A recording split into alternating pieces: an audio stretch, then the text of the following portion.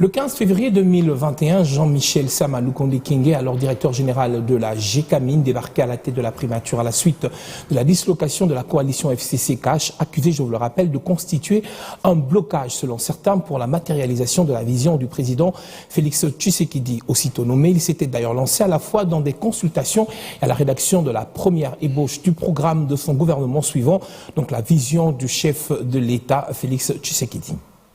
La coalition FCC Cash avait pour vocation non seulement de garantir une alternance pacifique et éviter à notre pays des conflits majeurs, mais aussi à servir de catalyseur pour que l'action du gouvernement puisse mieux rencontrer les attentes de la population. Malheureusement, la réalité des faits est que, malgré les efforts que j'ai déployés, les sacrifices que j'ai consentis et les humiliations que j'ai tolérées, cela n'a pas suffi à faire fonctionner harmonieusement cette coalition. Il a fallu la dislocation FCC Cash, accusée de constituer un blocage à la matérialisation de la vision du chef de l'État pour que le 15 février 2021, Sama Lukonde Kyenge, alors directeur général de la GECAMINE, débarque à la tête de la primature congolaise. Et nommé Premier ministre, chef du gouvernement, Monsieur Jean-Michel Sama Lukonde Kyenge. Aussitôt nommé, Sama Lukonde a suscité espoir de rencontrer les aspirations profondes d'un peuple miné par les souffrances diverses. Des pratiques de bonne gouvernance à outrance, de rigueur, de lutte contre les antivaleurs. Les défis étaient multiformes et multifaces que le Premier ministre avait besoin de s'entourer des warriors, comme il les a nommés, pour faire le travail. 2 mois après sa nomination, il a formé son gouvernement de 56 membres, dont le quota historique record des femmes, 30%. Sur le plan politique, Sama Lukonde a ressoudé une majorité parlementaire qui se reconnaît en son action gouvernementale. Je pense à tous ceux-là qui ont perdu la foi en la politique. Je voudrais leur dire que mon gouvernement se tiendra à leur côté pour pouvoir définir, en considération de leur peine du quotidien, les nouvelles perspectives d'avenir. Et lors du discours du chef de l'État face à la nation, Félix Tshisekedi a lui-même fait sa cotation. Il sera surtout question de colmater plusieurs brèches et d'incruster le cœur de tous à travers nos 26 provinces ce sens élevé du patriotisme et de l'amour de la nation pour consolider efficacement la grande œuvre de sa reconstruction. Le pilote de l'action gouvernementale pour la mise en œuvre du programme gouvernemental approuvé par la majorité parlementaire avec son gouvernement a réalisé au 31 décembre 2021 un montant de 15 728 98 francs congolais contre les prévisions de 16 621 58 francs congolais. Cependant, son exécution a abouti à un excédent de plus de 500 millions de dollars américains à fin décembre 2022. L'équipe du Fonds monétaire international, conduite par Mercedes Vera Martin à Kinshasa, a conclu que l'économie du pays est résiliente après 2 ans. La mission a toutefois fait observer des dépenses additionnelles qui doivent être bien maîtrisées pour assurer et maintenir la stabilité macroéconomique du pays. Nous avons discuté la performance économique en 2022 qui a prouvé d'être très résiliente et aussi les perspectives économiques en 2023. Il a besoin de dépenses additionnelles qui doit être bien maîtrisé pour assurer et maintenir la stabilité macroéconomique du pays. Quant au gouvernement Sama, il a réitéré sa volonté de tout mettre en œuvre pour le succès de ce programme triennal à son échéance en 2024. Entre 2021 et 2022, le programme économique du gouvernement signé avec le FMI a déjà réussi les 2 premières revues. J'ai eu l'occasion de saluer l'engagement réitéré du président à promouvoir une meilleure gouvernance et une plus grande transparence, y compris dans le secteur minier, ainsi qu'une meilleure gestion des finances publiques, car elles sont essentielles à une croissance forte et durable tirée par le secteur privé. Aussi, le pays a dépassé la barre de 4 milliards de dollars américains de réserves de change. Le budget, lui, est passé de 7 milliards à 14 milliards de dollars américains. La gratuité d'enseignement de base s'est consolidée avec des revendications qui persistent. La promesse était du chef de l'État, du président de la République, qu'il devrait revoir à la hausse notre salaire et réajuster à partir du mois de septembre notre salaire, mais chose qui n'est pas faite. À l'enseignement supérieur et universitaire, le signal de la remise des véhicules aux professeurs émérites n'a pas suffi. Le réseau des associations des professeurs des universités et instituts supérieurs du Congo a décidé le 15 février dernier de reprendre sa grève sèche, générale et illimitée. Ceci passera notamment par le respect d'un protocole avant d'atteindre éventuellement la tutelle, d'une concertation au préalable en interne avec les différents responsables animateurs de ces institutions. Quant à l'association des professeurs de l'université de Kinshasa, elle décidera à l'issue de l'Assemblée générale du 24 février prochain. L'unique condition de reprise, exécution effective de tous les engagements pris par le gouvernement. Le Premier ministre a affirmé l'engagement de son gouvernement à tenir des élections dont l'opération d'enrôlement et d'identification des électeurs se poursuit, voire se prolonge selon les besoins. Vraiment cette sensibilisation à faire, pas seulement à notre niveau, mais aussi au niveau des relais des autorités provinciales qui nous ont accompagnés dans cette opération pour inviter toute la population congolaise, du moins ceux qui sont en âge de voter et qui le seront le 20 décembre 2023, de s'enrôler massivement pour choisir les dirigeants qu'ils voudraient avoir demain. La deuxième année Sama Lukonde était marquée par la visite papale réussie et supervisée par le Premier ministre personnellement. Que le Seigneur vous bénisse. Priez pour moi, je prierai pour vous. Aussi, la tenue des 9e Jeux de la francophonie, qui ne fait plus l'ombre de doute, surtout avec la récente signature du contrat entre la RDC et l'Organisation internationale de la francophonie. De ce que nous avons vu, nous estimons qu'il faut encore accroître non seulement le suivi technique, mais surtout le suivi financier des travaux qui doivent s'exécuter de manière à ce qu'on puisse être dans les délais. Dans tout ça, où est le social? Le social, lui, ne suit que timidement les pas. Les chiffres sur papier sont loin de refléter le vécu quotidien. Les populations multiplient des astuces pour nouer les deux bouts du mois dans un pays voulu état de droit dont le signal fort continue à se faire attendre. Le grand projet PDL 145T reste alors le cheval de bataille du gouvernement. Je voudrais ici rassurer toutes les parties prenantes de l'engagement du gouvernement à disponibiliser le financement nécessaire dans les meilleurs délais. Je sollicite donc l'implication de toutes et de tous pour atteindre les résultats attendus, escomptés dans le cadre du programme. Certes, les bases sont posées et beaucoup reste à faire après 24 mois de Sama Lukonde à la tête du gouvernement congolais. Il est encore en poste et sur le point de publier son équipe remaniée. Henri Mutombo, 2 ans après, entre réalisation, stagnation et promesses non réalisées, comment vous évaluez le bilan? Vous savez, j'aime bien à votre façon de poser la question. Ça prouve que vous avez beaucoup de sens d'humour.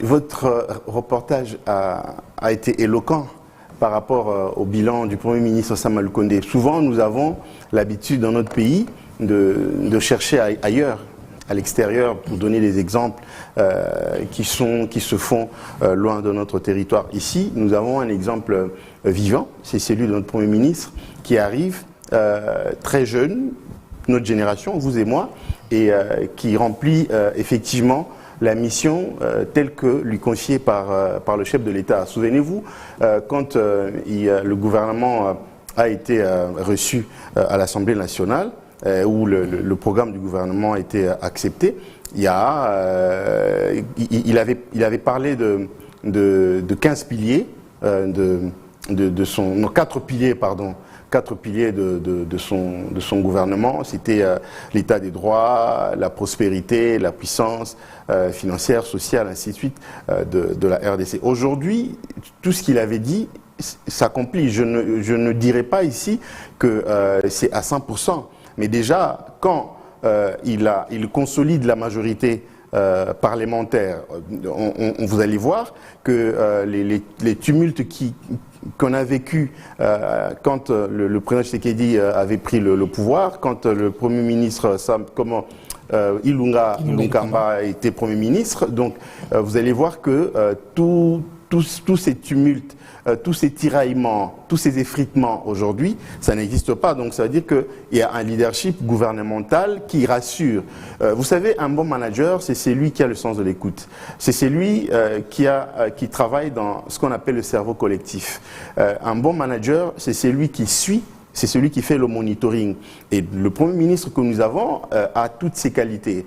Et donc, c'est quelqu'un qui travaille dans la coordination. Donc, vous sentez qu'il y a la coordination gouvernementale. Il est parvenu à faire entendre les politiques, les différentes tendances. S'il vous plaît ? Il est parvenu à faire entendre les politiques, oui, voilà, des différentes tendances. Il a réussi à faire mettre ensemble dans un même panier tous les politiques de toutes les tendances. Mais fâche la population qui peine dans le social. Et qui accepte, bien entendu, sa politique gouvernementale. Aujourd'hui, nous avons un budget qui a galopé. Nous avons, si vous voulez bien, cette question de l'Est, on voit comment le gouvernement s'implique pour donner les moyens, pour conseiller. Nous l'avons vu aller sur place au front. Nous avons vu le Premier ministre lancer le programme des 145 territoires. On l'a vu aller vérifier l'effectivité de la gratuité de l'enseignement. Quand vous parlez du social, souvent les gens résument, ou si vous voulez, réduisent le social au foufou, au pondou, au matembele. Le social, c'est pas seulement ça. Le social, c'est les routes. Le social, c'est aussi les hôpitaux. Le social, c'est aussi les salaires des gens. Avec le vice-premier ministre de la fonction publique, monsieur Jean-Pierre Liao, pour ne pas le citer, on a vu qu'il y a eu l'amélioration des conditions de travail des fonctionnaires. Le salaire a été majoré. Tout ça, c'est dans... Quelle augmentation? Mais écoutez, monsieur Steve Mbouis,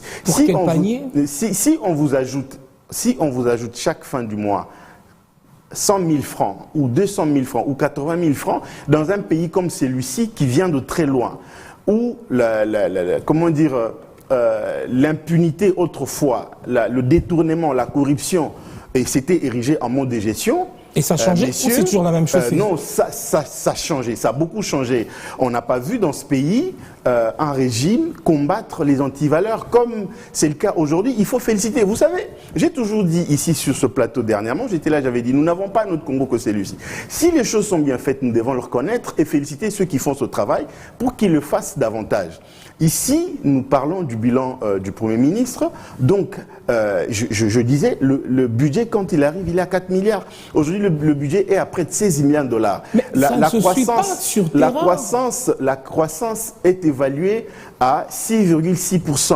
Donc, ça veut dire que la tendance, elle est plutôt bonne. Ce sont des chiffres. Mais écoutez, monsieur Mboui, ce sont les chiffres qui font l'économie. Donc, il n'y a pas d'économie sans chiffres.